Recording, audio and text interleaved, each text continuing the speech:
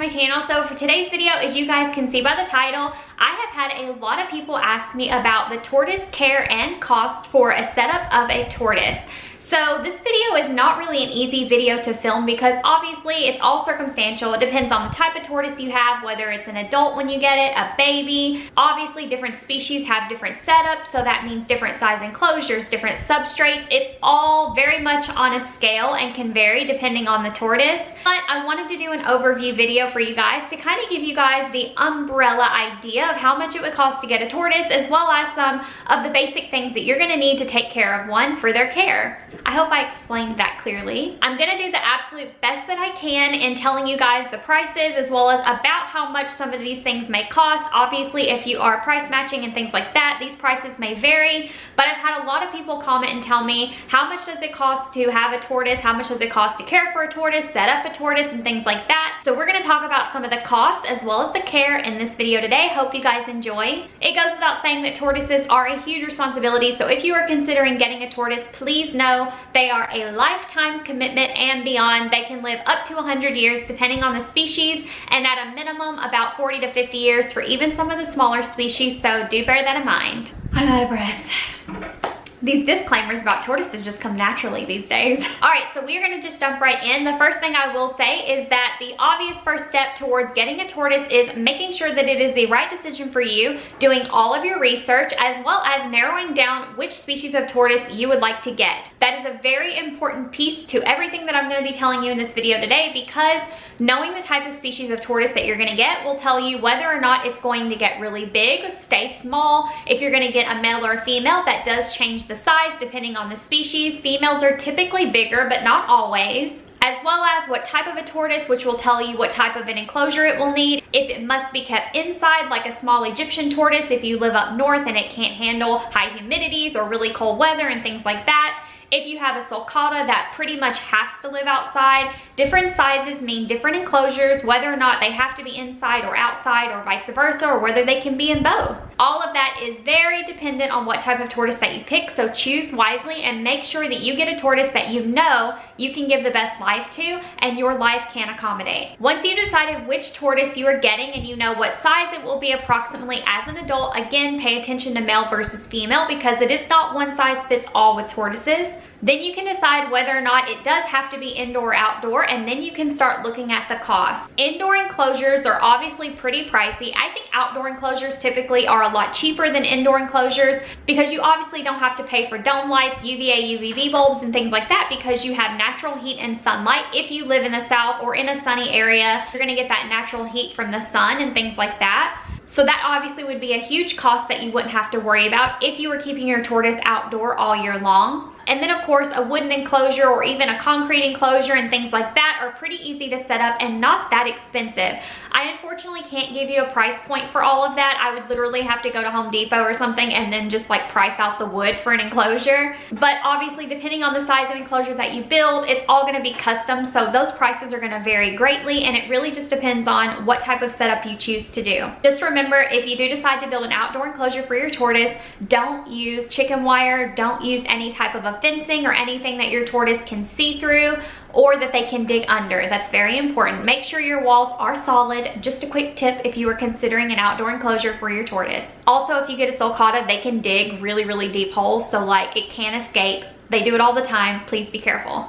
So this video is gonna focus mostly on indoor enclosures, so that's what we're gonna start talking about now. So if you're gonna be keeping your tortoise indoors, which most people will, especially if they're getting a hatchling, you can't keep a hatchling in an open enclosure outside due to predation, so you would have to keep it inside. Then you would have to ask yourselves whether you wanna build a custom enclosure or if you're going to buy one. For a hatchling, I will say Zoo Med Repti houses are actually really nice. I did have Blue in one for about 3 weeks for the first like 3 weeks that I had him, I think. But again, those tortoise houses are only about 3 feet long, so they're not appropriate for any tortoise bigger than a hatchling. So do keep that in mind. It would be a temporary home, and if you honestly just want to save the money and not purchase one of those Zoo Med tortoise houses, you could just build a custom enclosure from the get-go, and that is my recommendation. Tortoises do grow very slowly though, so if you do get a Zoo Med tortoise house, that is a great deal. I think they're around $100 or so on Amazon, so pretty affordable, and they are great for hatchlings. So when it comes to cost for an enclosure for an indoor hatchling tortoise,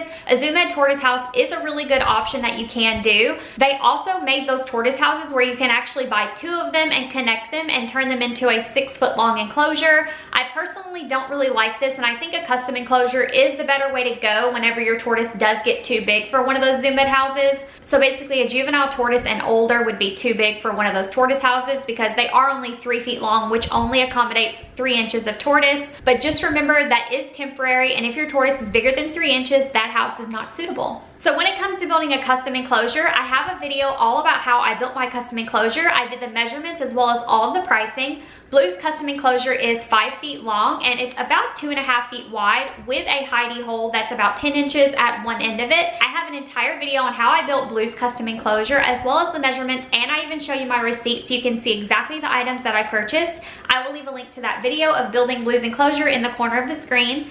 If you would like to go watch that, that will help you so much on all of the costs and how to build, measurements, and everything for a really nice 5-foot long custom tortoise enclosure if you need it. Once you have your custom indoor tortoise table or custom enclosure built inside, then you can start filling it up with all of the things that a tortoise will actually need. So then comes your substrate. Now obviously different types of tortoises will need different types of substrates. For instance, hatchlings do really well on repti bark, but you wouldn't want to give them something like soil or eco-earth when they're that little, just because you don't want to risk impaction, because obviously they're going to be kind of clumsy and clumsy eaters as well. So repti bark is a really safe option for most hatchling tortoises. Obviously there are exceptions, so just make sure you're doing your research depending on what species that you get. This is Zoo Med repti bark. This is actually the substrate that I use for Blue now, and it's also really good for hatchlings as well. So if you do get a small Mediterranean hatchling tortoise, this would be a really good substrate that you could use, and you wouldn't really have to worry about impaction because the pieces are pretty big, but it is a good substrate. There are obviously lots of options that you can use for your tortoise's substrate, and there are some species that maybe repti bark isn't the best for. Again, you're gonna have to do your own research, but in terms of like a Mediterranean tortoise, like a Hermann's or a Russian, repti bark is a great option. And to fill up Blue's 5 feet long enclosure, it took about 2.5 bags. So you're looking at about $50, depending on how much you pay per bag of your repti bark. But it was about $40 to $50 for price matching for Blue's 5-foot enclosure, and that filled it up. So that's about how much you're looking at with substrate if you have a really big enclosure like Blue's. Also, on top of substrate, you're also gonna need things like hides, decor, food and water bowls, and of course your slate, which you will feed your tortoise on. All of those things are non-negotiable and very important for your tortoise. Obviously, when picking your hides and things like that, be really careful that you don't get anything too tall where your tortoise can climb up there and then fall off and flip over and get hung up on their back. Make sure that there's no chance of them being able to fall off and get flipped on their back and not be able to correct themselves. That's really dangerous, especially for baby tortoises. Same goes for water bowls. Make sure that your water bowl that you get for your tortoise is very, very shallow. Maybe put some rocks and things in it as well so they can climb in and out very easily. I can't tell you how many horror stories I have heard of baby hatchling tortoises drowning in their water bowls. It's so sad. Obviously, hatchlings do need water bowls, especially if you're not giving them a 10 to 15 minute soak every single day. They can dehydrate very quickly whenever they bask underneath their bulbs because they are so tiny. So water bowls are really important, but make sure they are very, very shallow for teeny tiny tortoises. Also needing a piece of slate for feeding. You can get this at any home goods store. Basically just get any piece of slate. Obviously nothing like treated or painted or anything like that, but just a plain piece of slate like I use for Blue is perfect. And I did get mine, I believe, at Home Depot. You can get it in the tile section near the flooring, and you can just get one. You can put several in there. It's great for their beaks as well as their nails, and it's really good for them to eat on. So that is what I use. And then of course plants. If you do choose to use a soil substrate in your enclosure indoors, you can get a strip UVB light that would keep plants alive and things like that. So you could actually plant real plants in your tortoise's enclosure. Fair warning, your tortoise will destroy these plants. Make sure they're safe, make sure they're edible, because your tortoise will be tearing into them. He will be eating them, stomping on them, probably dragging them around. So I use fake plants in my enclosure, and then I keep my real plants outside, and then I just pick them off and feed them to Blue as needed, instead of just letting him have free range of them because he would absolutely destroy them. But obviously you can do your tortoise enclosure any way you want, especially if you use a soil substrate. Plants would actually grow really well in there. if your tortoise allows them to live very long. But again, really important, make sure that they're safe and make sure that they are non-toxic or anything like that to your tortoise. So now that we've talked about the indoor enclosure, the need for your substrate, your bowls, slates, hides, plants, things like that, and you've gotten all of that worked out for your future tortoise, now we need to talk about lighting. Lighting is very, very important.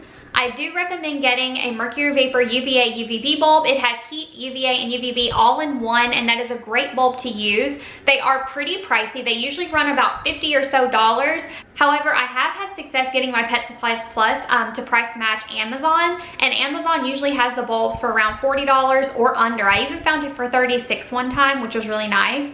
So if you have a Pet Supplies Plus, they may price match Amazon for you. If not, you can get other stores to price match. You may just have to kind of shop around and see who has the best price. But a Mercury Vapor UVA UVB bulb is a great choice. I wish I had a box to show you, but I don't. Obviously, you will need a ceramic fixture dome light as well to hold that Mercury Vapor bulb in above your enclosure. Make sure that whenever you are adjusting the height of that dome light, that your basking spot stays at the appropriate temperature for the type of tortoise that you have. Blue's basking spot hovers around 90. Sometimes it goes a little bit higher depending on the temperature in the room here, but typically his basking spot stays at around 90, and that's usually pretty good for him. And if you have a baby, make sure that you are not overheating them. Obviously, get a hygrometer and a thermostat so that you can monitor levels of humidity and of course the heat and things like that, especially under that basking spot. You don't want to overheat them. I have this ZoomEd laser which tells me how many degrees underneath his basking spot is, as well as his ambient temperature in his enclosure. I find that this laser thermometer works really well. I got this off of Amazon and it is by ZoomEd. This isn't sponsored, but I find that it's pretty accurate and it's really good about reading the temperatures directly underneath his basking spot. So make sure that your basking temperatures are appropriate for your tortoise, and be sure to adjust the height of your dome light accordingly. Your tortoises depend on that heat from that basking spot to keep their metabolism going. If your tortoise isn't basking, isn't getting warm enough, their metabolism isn't going to be moving, and they can get really sick and have a lot of issues from that. So please be careful and watch that very closely. It's very, very important. Humidity is also really important as well, so make sure that you are providing your tortoise with not only a water dish in their enclosure, but make sure that you are also misting down their enclosure as needed. Maybe you dump some water into their substrate and kind of swoosh it around every other day. Whatever you need to do to keep your humidity perfect for your tortoise. Herman's tortoises specifically can handle up to 40% humidity, and you usually want to keep it around there and not go too much higher or lower. Obviously, if you go too low, they can have some severe pyramiding and their shell can actually dry out, and you really don't want that. And if you go too high above 40% in humidity for Herman's tortoises, they can get respiratory infections. Western Herman's tortoises, which is the subspecies kind of sibling to Blue, who's an Eastern, are actually much more sensitive to those conditions and can actually get respiratory infections quite a bit easier from the humidity, from what I understand. So be very, very careful. Western Herman tortoises are also more rare to own, so more than likely if you have a Herman's, you have an Eastern, so keeping it at about 40% is perfect. Obviously, you can do this by misting down the enclosure once a day. You can also get like a mister or a fogger and turn it on a couple times a day as well. And then obviously keeping a hygrometer in there will definitely help you monitor your humidity and keep it right around where it needs to be to make sure that you prevent any pyramiding or the humidity going too high and causing a respiratory infection. It's very important. And then of course there are obviously a lot of additional costs to owning a tortoise that you may not even think of. You may be only thinking about the setup and then the humidity and substrate and the food bowls and water bowls and lighting, but there are a lot of other things that go into it, like soaking materials. You will need to soak your tortoise. No matter what type of tortoise you have, it will need soaks. Even if it drinks out of its water dish, you want to make sure that your tortoise is staying hydrated. So soaks are always a good idea. Obviously, hatchlings need more soaks than adults do. So if you have a hatchling, you are going to need to soak that baby tortoise a lot more often than you would an adult tortoise, obviously depending on the species. So make sure you're doing so much research. I can't stress that enough, because different tortoise species do have varying degrees of care. So make sure that you are researching that for your specific hatchling. You will also need a travel carrier. That is another additional item that doesn't go into the direct enclosure of owning a tortoise, but that will be something that you'll need. This is the Living World travel carrier that I got off of Amazon. I will have it linked in the description down below. This is not sponsored, but this is a really nice travel carrier that I've used for all of my small animals. Travel carriers are great to have for emergencies, trips to the vet, going outside, and things like that. So make sure if you do have a tortoise, you have some way to transport them, and that is just one of the additional costs that you will need if you have one. Another additional cost to owning tortoises would be vet visits. Exotic vets tend to be more expensive than normal domestic vets like dogs and cats and things like that. So be sure to keep that in mind. Now, obviously, tortoises are really hardy, so there probably won't be many instances where they need to be rushed to the vet, but it is always important to make sure that you do have an exotic vet near you and you have that nailed down before you even think about getting your tortoise, because you never know what can happen. Like I said, respiratory infections are pretty common in tortoises who aren't getting proper care, especially with that humidity, don't forget. But those costs can vary greatly. I know that Blue's Exotic Vet is about $100 to $115. Cost for an exotic vet to see a tortoise can vary greatly depending on where you are and who your vet is. But obviously, if you're getting blood work or nail trims, beak trims, and things like that, which you will have to do regularly if you don't do them yourself, that will inflate the cost, so do bear that in mind. Another potential additional cost would be perhaps a Dremel. If you're not taking your tortoise to the vet to get its nails and beak trimmed, you may have to invest in a Dremel. I do have a video showing you how I trim Blue's nails. I will link that on the screen for you if you're interested. But this is basically a Dremel. I believe this costs anywhere between $30 to $50 from Home Depot, depending on if you catch it on sale or not. But this is a potential additional cost if you are not letting your vet do your tortoise's nails and beak themselves. Obviously, if you're keeping your tortoise outside and feeding on a slate and terracotta and things like that, you may never have to use a Dremel if it has a very natural environment outside, which is always preferred. But if you're like me and you house your tortoise indoors, which is totally fine, you do need to make sure that you're taking every precaution to keep their nails and their beaks trimmed so they're not overgrowing and becoming uncomfortable for the tortoise. And the last additional cost that you will obviously need is the cost for food and supplements.